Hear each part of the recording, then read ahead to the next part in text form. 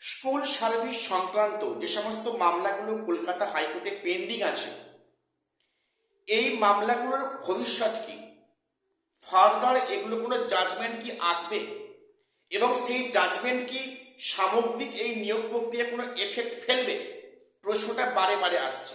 আমি আজকে specially এক্সপিরিয়েন্সের 10 marks নিয়ে কিছু আনকাট তোমাদের কথা বলবো। প্রত্যেককে ভিডিওটা স্কিপ না করে সবটা দেখো।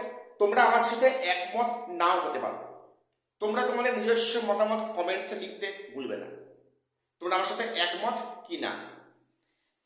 আমি যদি এক্সপিরিয়েন্সের 10 মার্কস ধরেই বিচার করি, দেখো আমি কোনো আইনের কোনো স্টুডেন্ট নয়, আমার এই ছোট্ট মাথায় যা আসছে তোমার সামনে বলছি যে এক্সপিরিয়েন্সের 10 মার্কসটা বিগত কয়েক মাস ধরে যে টালবাহানা হচ্ছে কলকাতা হাইকোর্টে, সেখানে একটা কথা পরিষ্কার যে এই মামলা এত সহজে নিষ্পত্তি হবে না।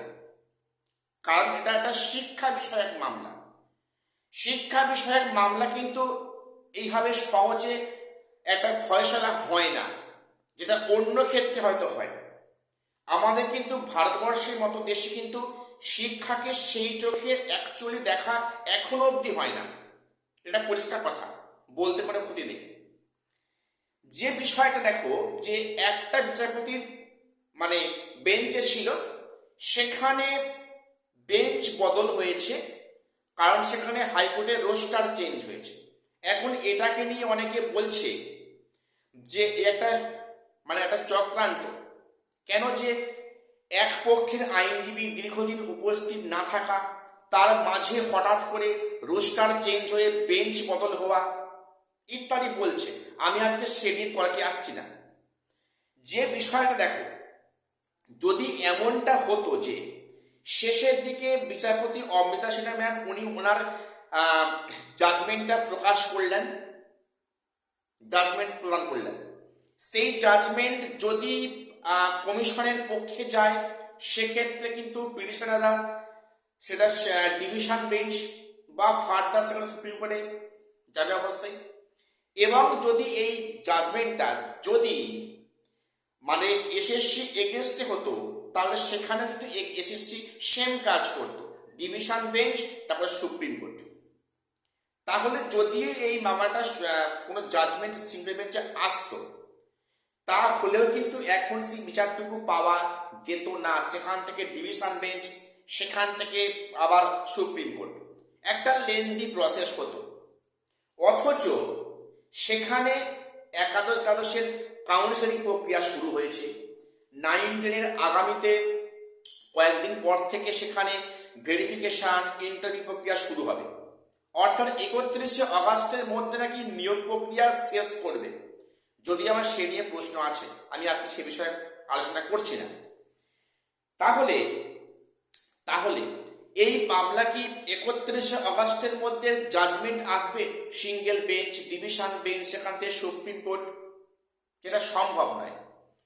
কিন্তু সেখানে পরিষ্কার উল্লেখ করেছে কমিশনার বা কোর্টও করেছে যে এই নিয়োগ প্রক্রিয়ার বৈধতা ডিপেন্ড করছে এই এক্সপিরিয়েন্সের 10 মার্কসের মামলার উপরে। তাহলে কি কিছু ক্যান্ডিডেটরা সেখানে স্কুলে জয়েন করবে, 1 বছর 1.5 বছর কাজ করবে, তারপরে এক্সপিরিয়েন্সের মার্কস বাতিল হবে, তারপর তারা কি সেখান থেকে অবসর নেবে, তা ছাঁটাই করা হবে? নাকি সেখানেও মানবিকতার খাতিরে এক্সপিরিয়েন্সের 10 মার্কস কিন্তু এসএসসির পক্ষে দেওয়া হবে? এটা পরের বিষয়, এটা কোর্ট ঠিক করবে, আমরা কেই কোর্টে উঠতে নয়। দেখো আমরা দেখেছি এখানে কিন্তু যে আমাদের মতো এই দেশে কিন্তু একই ক্ষেত্রে বিচারপতির চেঞ্জ হলে সেখানে কিন্তু রায়টা চেঞ্জ হয়। আমরা দেখলাম যে যে ভুলে এসএসসি স্কুল সার্ভিস কমিশনের 26,000 শিক্ষক নিয়োগ বাতিল হলো, সেম কিন্তু প্রাইমারিতে ছিল, সেখানে কিন্তু 32,000 চাকরিরা বহাল থাকে হাইকোর্টে। অর্থাৎ এখানে কিন্তু একই পার্সপেক্টিভ হলে সেখানে বিচারের কিন্তু ধরনটা পাল্টায় বা চেঞ্জ হয়। এটা আমরা দেখেছি অলরেডি, আগে দেখেছি। তো এখন কি ফার্দার পরবর্তী ক্ষেত্রে কি সত্যি 10 মার্কসে কোনো জাজমেন্ট আসবে, বা সেটা কি আদৌ সেটা কি ফ্রেশার সাথে কোনো লাভজনক হবে? দেখো, এ নিয়ে অনেক প্রশ্ন মাথায় আসছে, আমি এ নিয়ে ভাবতে পারছি না। এটা সময় বলবে যে পরবর্তী ক্ষেত্রে এই মামলাটার মানে কিভাবে সেখানে শুনানি হয় এবং সেখানে কি জাজমেন্ট সেখানে উঠে আসে। আজকে এটুকুই তোমাদের সামনে আমি ডিসকাস করার কথা মানে ছিল, আমি ডিসকাস করলাম।